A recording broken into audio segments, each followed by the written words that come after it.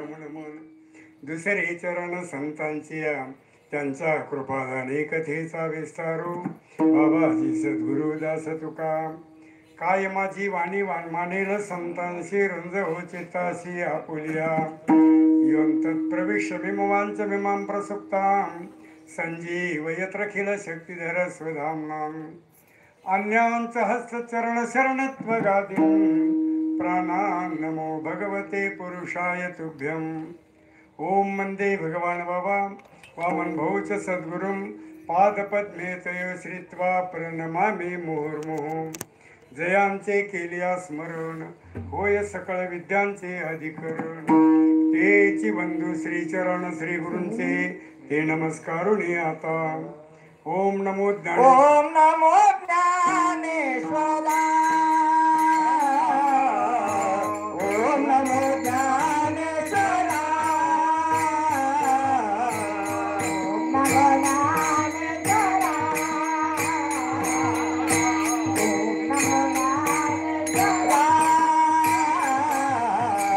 ओम नमो ज्ञानेश्वरा ओम नमो ज्ञानेश्वरा ओम नमो ज्ञानेश्वरा ओम नमो ज्ञानेश्वरा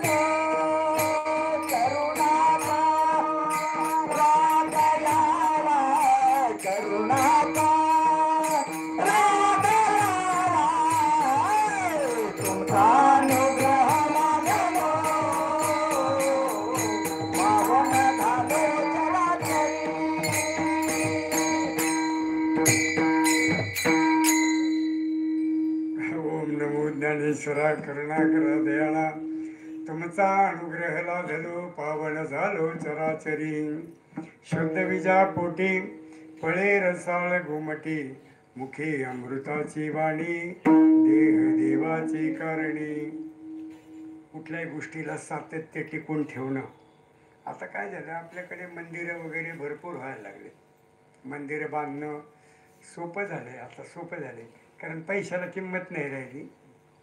पैसा भरपूर आहे, मंदिर बांधणंही सोपं आहे, पण मंदिराची पूजा पाठ आरती करणं झाडून झुडून काढणं ह्याच्यासारखं बेकार काम कोणतंच नाही आहे का नाही. आमचे विद्यागुरू करतायत ते धन्यवाद त्यांना या बाबतीत. कारण काय माहिती का मंदिर सुशोभिवान अगदी भरपूर मोठमोठी मंदिरं झाले, सभामंडप होतात, सगळ्या गोष्टी होतात. काही शासनाकडून काही लोकवर्गणीतून हे सगळं तयार होतं, पण सेवा करणं आणि त्याला इतकं सातत्यानं टिकून ठेवणं 20-20 वर्ष सप्ताह करणं सोपी गोष्ट नाही हो, सोपी गोष्ट नाही आहे. आणि हे शिवकथा पारायण हे ते सगळ्या गोष्टी नाही आहे, कठीण आहे. कारण ते बरं लोकांच्यावरून कशाला आपल्यावरूनच आपण घ्यायचं.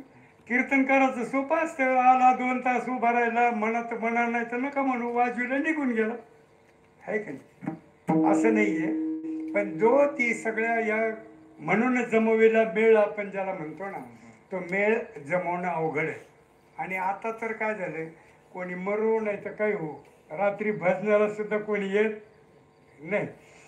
पहिल्यांदा विचारतात ते काही भजन करी कीर्तनकार होता का, तर आम्ही टाळ घेऊन येतो. नव्हता म्हणल्यावर तर विषयच मिटला, मग कशाला भजन करायचं. त्याला रात्रभर ठेवायचं ना, तर ते आता कोणते करत नाही. मग त्याच्यासाठी 11,000 12,000 13,000 रुपये दक्षिणा दिल्यानंतर मग कोणीतरी भजन करतो.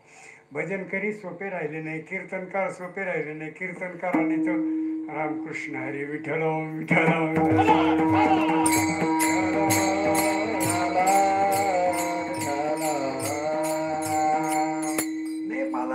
आपल्याला काही कोणाचा विरोध करायचा नाही. हे ज्याला घ्यायचं घ्या, त्याला विरोध केला पाहिजे ना, करायचं नाही नाही सांगतो ना त्याला, तो करायचा पण कसा करायचा सांगतो.